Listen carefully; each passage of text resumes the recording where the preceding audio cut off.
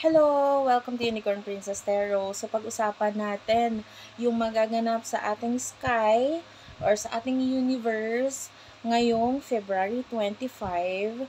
Pero yung effect nito, mai-experience mo siya, mararamdaman mo siya. Before pa nitong February 25, pwede nyo iba sa inyo na i-experience na yan eh.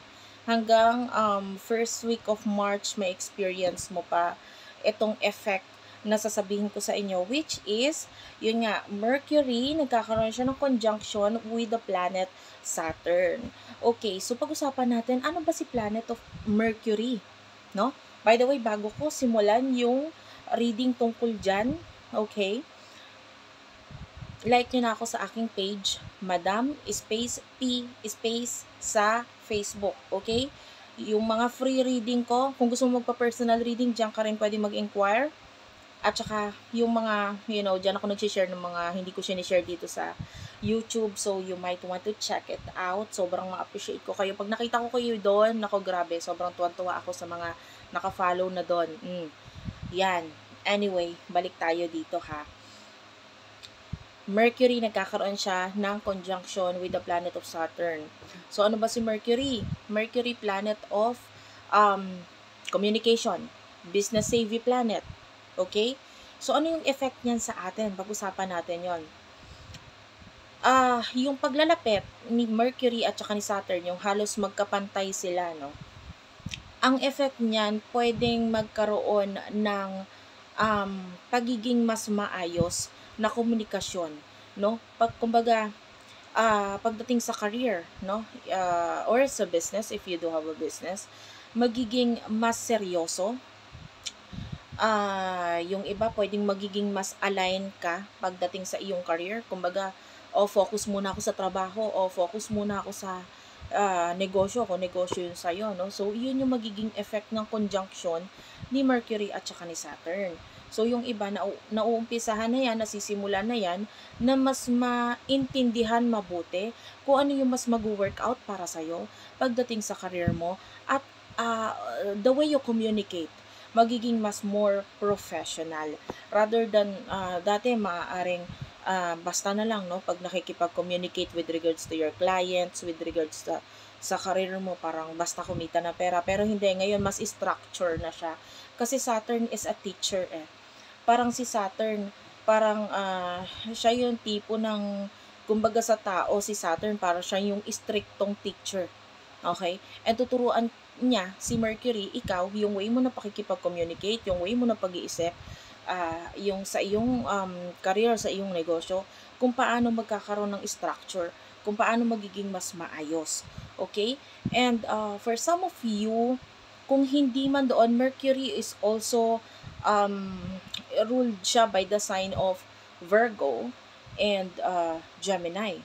So, yung iba sa inyo, kung hindi man sa communication, it can also affect itong iyong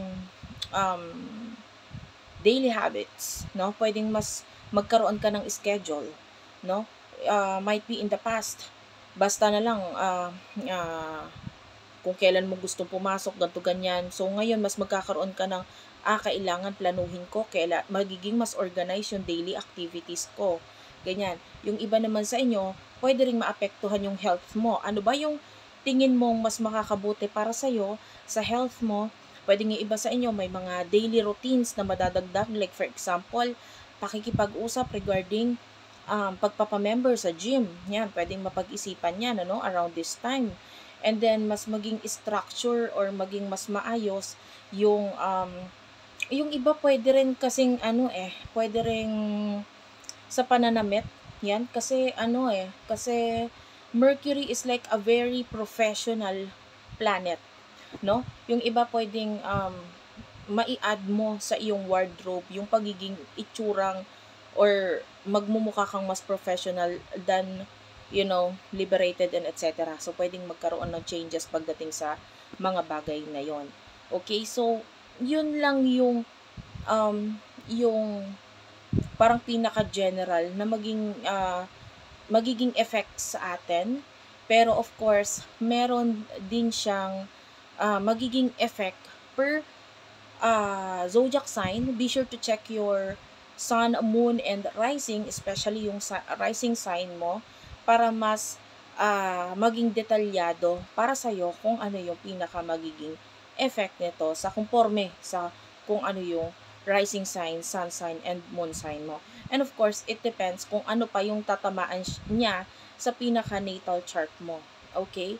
Pero itong binabanggit ko kasi, yung binabanggit ko sa inyo at pinag-uusapan natin ngayon is yung general na maaaring maging effect niya. Also, by the way, munti ko na makalimutan, pets are also included. So, pwedeng yung iba, yung pag-aayos with regards to your pets, kung hindi man ikaw, pwedeng kung ikaw ay may halaga, no? Or even pag-avail or pag-adopt, pagbili ng pets is maisipan or magawa during this time na nagkakaroon ng Mercury conjunction with the planet of Saturn. Ayan.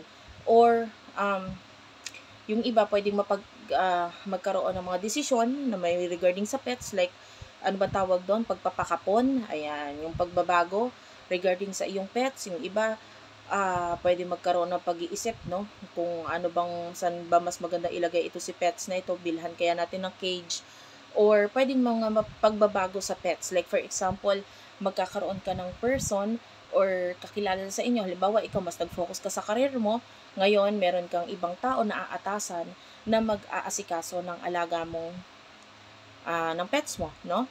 No, so sila yung sasabihan mo ng mga schedule ni pets kung kailan siya dapat pakainin and etc. So it also includes pets. Okay? So yun yung maaaring maging effect nitong Mercury conjunction Saturn. So i-comment mo dyan sa baba kung ano ang nagiging effect na nito sa'yo. So maraming salamat. Sana mag-comment kayo, i-like ninyo ang video na to at hit ng subscribe button kung hindi ka pa nakasubscribe. And of course, be sure na nakafollow ka rin doon sa aming TikTok, Unicorn Princess Tarot. Yan. Kung gusto mo magpa-personal reading, astrological reading, palm reading, tarot reading, available yan sa akin. Madam Space, P as in princess, and then doon sa aming Facebook page, may mga admins ako na mag-a-assist sa'yo. And then, sa aming Gmail, virgophilippines@gmail.com, dyan pwede kang mag-message sa amin para magpabook ng personal reading. So, hopefully, ay ma-follow mo rin ako doon. Maraming salamat and bye-bye.